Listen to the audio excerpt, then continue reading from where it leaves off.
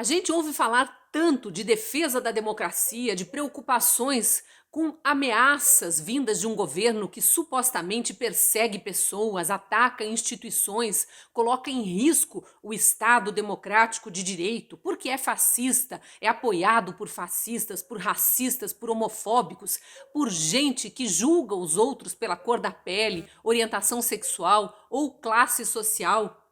Mas aí, de repente, esses que gritavam loucamente contra ameaças imaginárias, fantasiados de bons moços, deixam cair a máscara e revelam sua verdadeira face. São eles os tiranos, são eles que desrespeitam a Constituição para agir como bem entenderem. E são eles que têm seguidores aplaudindo inquéritos ilegais, censura e prisões arbitrárias desde que seja de adversários políticos. E aplaudindo uma CPI sem credibilidade que só alimenta a sanha por holofotes daqueles senadores investigados por corrupção que incorporaram o xerife, inverteram os papéis e agora ameaçam prender ou prendem até quem ousa se atravessar no caminho e questionar uma narrativa que já está pronta. Eu sou a Cristina Grêmio, colunista da Gazeta do Povo, e hoje vou falar sobre abuso de autoridade e riscos reais de se destruir o Estado democrático de direito pelo qual nós tanto lutamos e pelo qual nossos pais e avós também lutaram. O que vem acontecendo no STF e no Senado, a alta cúpula do Judiciário e do Legislativo, é estarrecedor. No Judiciário, bandidos sendo soltos, processos recheados de provas e de confissões de crime sendo anulados, o maior corrupto do país, condenado por mais de 10 juízes, sendo autorizado a concorrer de novo a um cargo público, e não é qualquer cargo, é o de presidente da República. E do outro lado, juízes e promotores que passaram anos investigando, levantando provas, apurando crimes, ouvindo delatores, recuperando dinheiro público e pedindo para a polícia prender os criminosos, sendo difamados e sendo ameaçados de irem eles para o banco dos réus. No Senado, aquela CPI circense rolando há semanas, levando para depor pessoas escolhidas a dedo para endossar narrativas já prontas que tentam fabricar um crime de corrupção e atribuir ao presidente da República, a um ex-ministro da Saúde, ao governo federal, a responsabilidade pelas mortes por Covid. Depois das sessões em que ouviram aquela médica cantora sem nenhuma experiência no atendimento a pacientes de Covid, falando como se fosse uma das maiores especialistas no assunto, ou pesquisadores desconhecidos, com poucos ou nenhum artigo publicado, currículo pífio, sendo tratados como grandes autoridades sanitárias,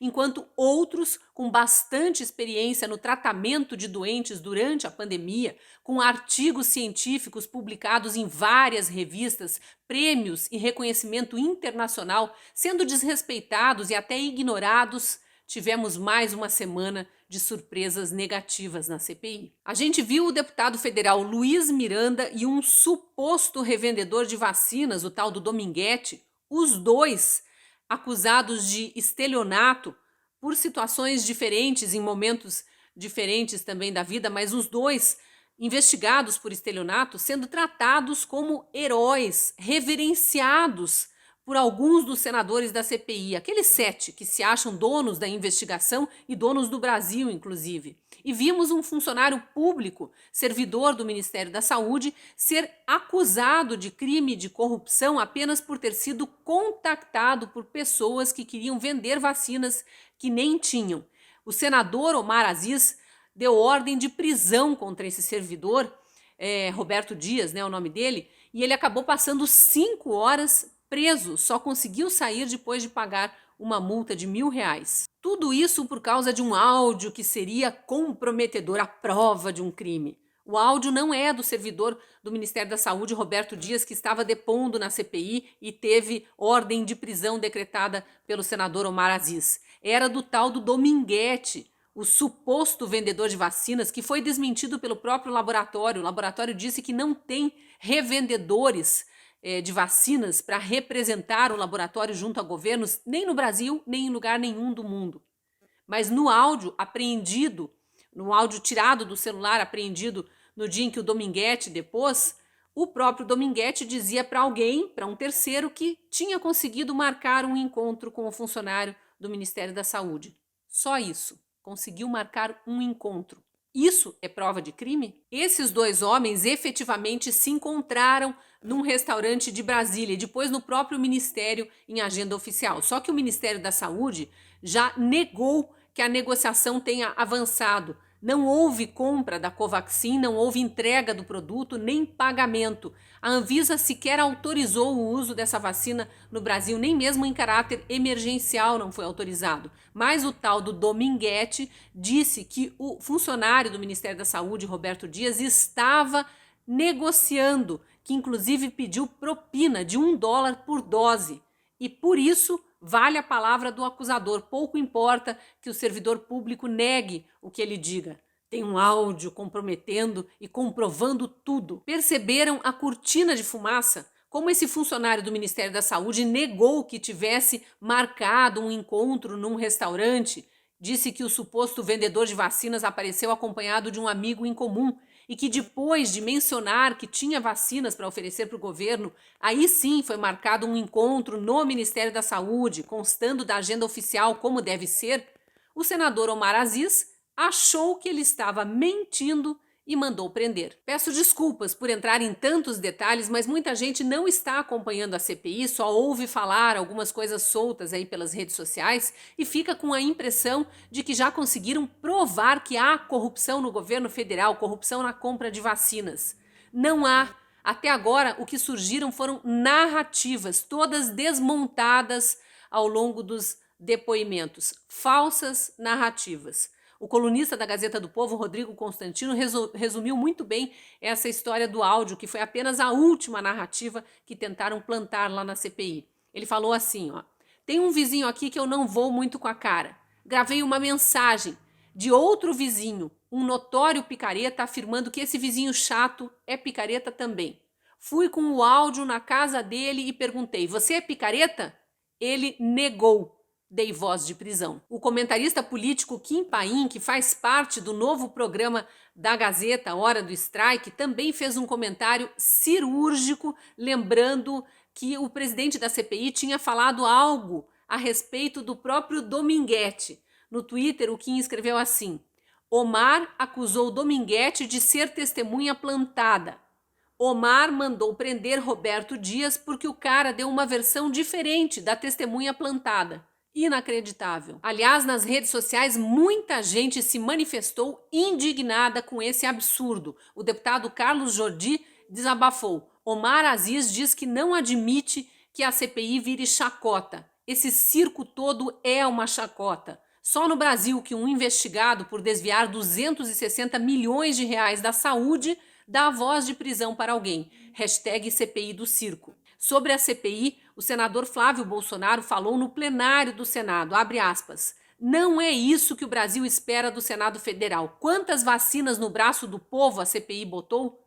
O que a CPI tem feito para ajudar o Brasil a sair dessa crise? Quantos empregos a CPI salvou? Está sendo uma vergonha para a população. É constrangedor ir para aquela CPI e passar o dia inteiro vendo testemunha sendo torturada por perguntas sem pé nem cabeça, que não tem nenhuma vinculação com a Covid. Infelizmente, só o tempo vai mostrar como essa CPI está fazendo mal ao Brasil.